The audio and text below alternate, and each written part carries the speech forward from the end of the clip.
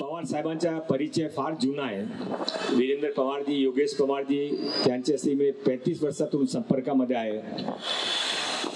आप्पासाहेब कसं व्यक्तिमत्व होते असं आपण सांगायला सुरुवात केली तर अर्धा तास, 1 तास, 2 तास पण कमी पडतील. त्यांचे गेल्यानंतर आपण इतकी मोठी संख्यामध्ये आज इथे उपस्थित आहे, हा या बाताची या गवाही आहे की आपण सर्वांनी पवार साहेबांवर कितना प्रेम होता, पवार साहेब किती मोठी व्यक्तिमत्व होते. या गळीमध्ये नवलकर लॅनमध्ये मराठा महासंघाच्या कार्यालय पूर्वी पण होता, आता पण आहे आणि हाय गिरगावमध्ये त्यांचा जन्म झाला होता. म्हणून आता इथे पण त्यांचे नावावर एक चौकचा निर्माण केलेला आहे.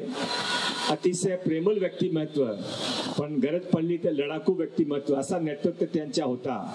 आणि त्याने एक मोठी सेना उभी केली, गावागावामध्ये जाऊन आपले फक्त मराठा महासंघाचे त्यांनी पण कोणी गरजू त्यांच्या समोर आले तर त्यांनी मदत केली. आपण त्यांच्याशी प्रेरणा घेऊन आता आपल्या सामाजिक जीवनामध्ये पुढे जाऊ.